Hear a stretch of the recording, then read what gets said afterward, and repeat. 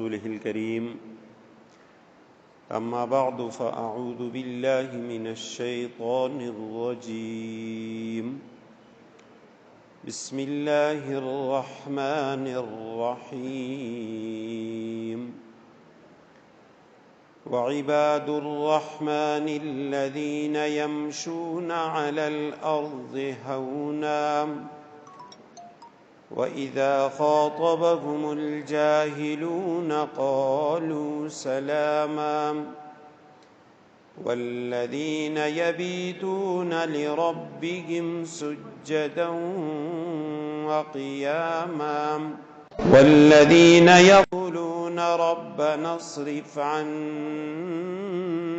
عذاب جهنم إن عذابها كان غراما إنها ساءت مستقرا ومقاما صدق الله العظيم اللهم صل على محمد النبي الأمي وعلى آله وأصحابه وبارك وسلم رب اشرح لي صدري ويسر لي أمري واحلل عقدة من لساني يفقه قولي رب زدني علما سبحانك لا علم لنا إلا ما علمتنا إنك أنت العليم الحكيم واجب الاحترام میرے بھائیوں، دوستوں اور بزرگوں، منتخب قرآنی آیات اور قرآنی صورتوں میں ہم آج آغاز کر رہے ہیں سورہ فرقان کی آخری رکوع کی چند آیات کا۔ سورہ فرقان آیت کریمہ کا نمبر 64 ہے، اور سورہ فرقان کے اس آخری رکوع میں اللہ سبحانہ و تعالی نے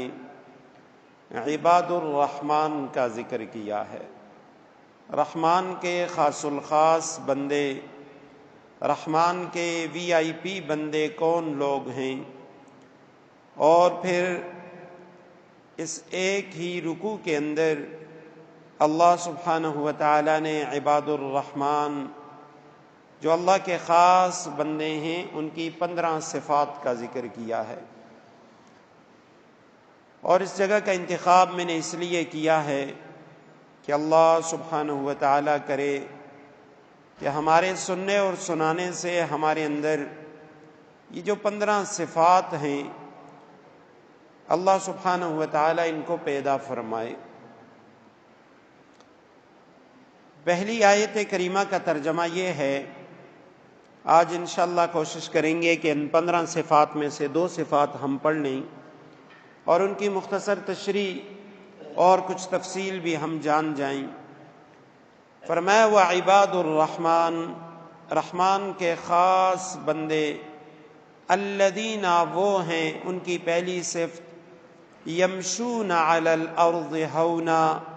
جو زمین پر بڑی عاجزی سے چلتے ہیں۔ وَإِذَا خَاطَبَهُمُ الْجَاهِلُونَ، اور جب انہیں مخاطب کرتے ہیں جاہل لوگ، جاہلوں سے جب ان کا مکالمہ ہوتا ہے، سامنا ہوتا ہے، قالوا تو وہ کہتے ہیں سلاما، وہ جواب دیتے ہیں کہ تم پر سلامتی ہو۔ یہ سورہ فرقان کی آیت نمبر 63 ہے، اور اس آیت کریمہ میں اللہ سبحانہ و تعالی نے عباد الرحمن کی پہلی 2 صفات کا ذکر کیا ہے۔ سب سے قبل ہم آتے ہیں لفظ عباد الرحمن کی طرف۔ یہ عباد الرحمن کی اصطلاح اللہ سبحانہ و تعالی نے کیوں اختیار کی؟ عباد کا لفظ یہ عبدن کی جمع ہے، عبد بندے کو کہا جاتا ہے، یہ عبادت سے ہے، اور بندہ یہ ایک اصطلاح ہے، عبد کی اصطلاح ہے، عاجزی کے لیے، تواضع کے لیے، کسی کے سامنے سر تسلیم خم کرنے کے لیے سب سے زیادہ جو بہترین لفظ ہے وہ عبد کا لفظ ہے۔ حضرت مولانا اشرف علی تھانوی رحمہ اللہ نے ایک بڑا پیارا واقعہ اور بڑی پیاری بات لکھی ہے حضرت حاجی امداد اللہ مہاجر مکی رحمہ اللہ کے حوالے سے۔ فرمایا کہ ایک مرتبہ علماء کا مجمع تھا اور علماء کے مجمع میں حضرت حاجی امداد اللہ مہاجر مکی رحمہ اللہ نے علماء سے سوال کیا، آپ مجھے یہ بتائیں کہ قرآن کریم میں اللہ سبحانہ و تعالیٰ نے انسان اور جنات کے بارے میں فرمایا وَمَا خَلَقْتُ الْجِنَّ وَالْإِنسَ إِلَّا لِيَعْبُدُونَ، میں نے انسان اور جنات کو صرف اپنی عبادت کے لیے پیدا کیا ہے۔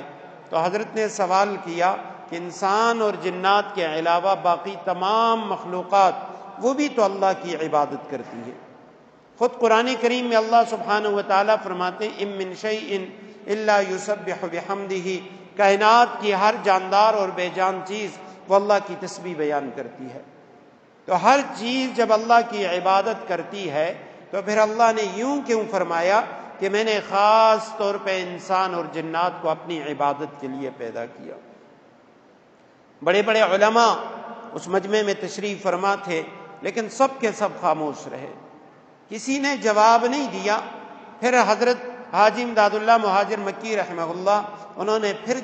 خود جواب دیا اور فرمانے لگے اس کا جواب یہ ہے کہ باقی مخلوقات ان کو اللہ سبحانہ و تعالیٰ نے بنایا ہے، پیدا کیا ہے عبادت کے لیے، لیکن ان کی عبادت کی مثال ایسی ہے جیسے کوئی نوکر ہوتا ہے، کوئی خادم ہوتا ہے، کوئی انسان کے پاس کوئی اجیر ہوتا ہے جسے آپ اجرت پہ لے کے آپ کام پہ لگا دیتے ہیں، اور ایک ہوتا ہے عبد، غلام ہوتا ہے۔ اب غلام اس کی عبادت میں اور ایک نوکر کی عبادت میں زمین و آسمان کا فرق ہوتا ہے۔ ہم دہاڑی پہ کسی نوکر کو، کسی اجیر کو لے لیتے ہیں، مزدور کو لے لیتے ہیں، اس سے ہم کہتے ہیں کہ جی آپ نے میرے ساتھ چلنا ہے، سب سے پہلے وہ پوچھتا ہے کہ بھئی کیا کام ہے۔ جب ہم کام کا بتاتے ہیں بہت سارے ہاں کر دیتے ہیں، کچھ ایسے ہوتے ہیں وہ نہ کر دیتے ہیں، وہ کہتے ہیں نہیں میں یہ کام نہیں کر سکتا یا میں یہ کام نہیں کرنا چاہتا۔ پھر جب ہم اسے وہاں پہ لے جاتے ہیں، پھر جب وہ کام کرتا ہے تو کام کرنے کے دوران اگر ہم اسے کسی اور کام کا کہہ دیں کہ آپ فلاں فلاں بھی کریں تو وہ کہہ دیتے ہیں کہ نہیں جی آپ نے تو مجھے فلاں کام کے لیے بلایا تھا، میں صرف وہی کام کروں گا۔ تیسری بات یہ ہے جب ہم اسے بلاتے ہیں اس کے ساتھ اس کا بدلہ طے کرتے ہیں، اجرت طے کرتے ہیں، تمہیں اتنی اجرت دیں گے، وہ اس اجرت پہ راضی ہو جاتے ہیں اور پھر وہ کہہ دیتا ہے کہ میں 8 گھنٹے یا 6 گھنٹے کام کروں گا۔ اس کے بعد جب اس کا ٹائم مکمل ہو جاتا ہے پھر وہ اجیر یا مزدور وہ مزید نہیں ٹھہرتا، وہ کہتا ہے میرا ٹائم مکمل ہو چکا ہے، آپ مجھے پیسے دے دیں میں جا رہا ہوں۔ حضرت حاجی صاحب نے فرمایا ایک تو ہوتا ہے اجیر کا کام، ایک ہوتا ہے عبد، غلام۔ اب غلام جب گھر میں ہوتا ہے اگر رات کو 12 بجے بھی مالک اسے بلاتا ہے وہ غلام فوراً اٹھ کے آتا ہے، آقا کی خدمت میں حاضر ہو جاتا ہے۔ آقا اسے ایک کام پہ لگا دیتے ہیں فلاں کام کرو، وہ کام میں لگا رہتا ہے، درمیان میں آقا بلا دیتا ہے جاؤ بھائی بازار فلاں کام کرو۔ غلام کی مجال نہیں وہ انکار کرے کہ آقا آپ نے مجھے فلاں کام کا بتایا تھا میں وہی کروں گا، نہیں، جو آقا کا حکم ہوتا ہے وہ فوراً اسی حکم کو بجا لیتا ہے، وہ درمیان میں یہ نہیں کہتا کہ جی میں تو فلاں کروں گا فلاں نہیں کروں گا۔ حضرت حاجی امداد اللہ مہاجر مکی رحمہ اللہ نے ارشاد فرمایا باقی تمام مخلوقات فرشتے ہیں اور اسی طرح درخت پتھر وغیرہ ان کا کام ہی یہی ہے، وہ ہر وقت تسبیح کرتے ہیں، اللہ سبحانہ و تعالیٰ نے انہیں اسی عبادت کے لیے پیدا کیا۔ جس فرشتے کو جو کام دیا ہوا ہے وہ قیامت کی صبح تک اسی کام میں لگا ہوا ہے۔ درخت ہیں ان کی ایک خاص تسبیح ہے، وہ اسی تسبیح میں لگے ہوئے ہیں، لیکن انسان اور جن کے بارے میں فرمایا کہ میں نے خالصتاً ان کو اپنا بندہ اپنی عبادت کے لیے پیدا کیا ہے، یہ اللہ کے بندے ہیں، اللہ کے غلام ہیں۔ اب اللہ کا جیسے حکم ہوگا بندوں کے لیے بجا لانا ضروری ہے، اور کل قیامت کے دن بندہ وہی کہلائے گا جو اللہ سبحانہ و تعالیٰ کے تمام احکامات کو من و عن جیسے اللہ نے حکم دیا، اللہ کے رسول کی تعلیمات ہیں اس کے مطابق بجا لائے گا، وہ بندہ کہلانے کے لائق ہے۔ حضرت مولانا اشرف علی تھانوی رحمہ اللہ یہ بات نقل کرنے کے بعد ارشاد فرماتے ہیں کہ یہ ایک ایسی بات ہے جو آپ کو کسی کتاب میں نہیں ملے گی، کسی عالم سے نہیں ملے گی. یہ مثال ہے علم لدنی کی جو اللہ سبحانہ و تعالیٰ اپنے خاص بندوں کو صوفیہ کو عطا فرما دیتے ہیں. فرماتے ہیں یہ نقطہ کسی مفسر نے نہیں لکھا، یہ حضرت حاجی صاحب کے ذہن میں اللہ نے ڈالا اور انہوں نے فرمایا ما خلقت الجن والانس الا لیعبدون. اس میں اسی لیے اللہ نے جنات اور انسانوں کو خاص کیا. تو یہاں بھی فرمایا عباد الرحمن، رحمان کے بندے. رحمان کے بارے میں ہم پڑھ چکے ہیں، مبالغے کا صیغہ ہے رحمت کے لفظ سے، اور یہ ایک خاص قسم کا لفظ ہے. کافر مشرک وہ اللہ کو تو مانتے تھے، لیکن جب اللہ کی ذات کے بارے میں کہا جاتا تھا رحمان، وہ انکار کرتے کہ بھئی ہم العیاذ باللہ ہم رحمان کو نہیں مانتے. اور یہیں پہ آیت سجدہ ہے، اس کے آغاز میں فرمائے کہ جب ان سے کہا جاتا ہے تم سجدہ کرو رحمان کے سامنے، تو یہ مشرک پوچھتے ہیں مر رحمان، رحمان کون ہے؟ ہم اللہ کو تو جانتے ہیں، رحمان کو نہیں جانتے. تو اللہ سبحانہ و تعالیٰ نے اسی لیے یہاں پہ عباد الرحمن کی جو اصطلاح ہے وہ استعمال فرمی. رحمان کے بندے جو اپنے آپ کو غلام سمجھتے ہیں، جو اپنے آپ کو اصل بندے سمجھتے ہیں، صرف انسان نہیں، وہ ہیں الذین یمشون علی الارض ہونا، جو زمین پر بڑی عاجزی سے چلتے ہیں. رحمان کے بندوں کی پہلی صفت وہ یہ ہے کہ وہ عاجزی اختیار کرتے ہیں، تکبر نہیں کرتے، فخر نہیں کرتے، غرور نہیں کرتے. نبی علیہ السلام سے صحیح مسلم میں عیاض بن حماد رضی اللہ تعالیٰ عنہ روایت کرتے ہیں، نبی علیہ السلام نے فرمایا ان اللہ اوحا الی، اللہ سبحانہ و تعالیٰ نے میری طرف وحی کی ان تواضعوا،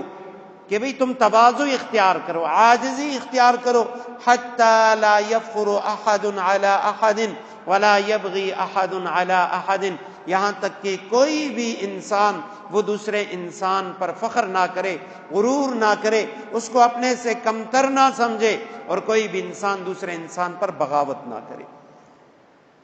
اللہ نے میری طرف وحی کی ہے کہ تم عاجزی اختیار کرو. یہ عاجزی کیا ہے؟ خود ایک حدیث مبارکہ میں نبی علیہ السلام نے ارشاد فرمایا اور اس موقع پہ اپنے دل کی طرف اشارہ کیا، فرمایا یہ جو تواضع اور عاجزی ہوتی ہے یہ دل کے اندر ہوتی ہے. ظاہری عاجزی، حضرت عمر رضی اللہ تعالیٰ عنہ نے ایک شخص کو دیکھا، وہ اپنے سر کو بڑا جھکائے ہوئے تھا اور ظاہری اعضاء سے وہ عاجزی دکھا رہا تھا. حضرت عمر فاروق رضی اللہ تعالیٰ عنہ نے فرمایا عاجزی دل میں ہوتی ہے، اور کسی کا دل جب عاجز ہو جاتا ہے اس کے ظاہری اعضاء وہ بھی عاجز ہو جاتے ہیں. لیکن جس کے دل میں عاجزی نہ ہو، ظاہری طور پہ وہ اپنے اعضاء کو عاجزانہ طور پہ لوگوں کے سامنے پیش کر رہا ہے، فرمایا یہ تکبر کے اندر مبتلا ہے. بہت سارے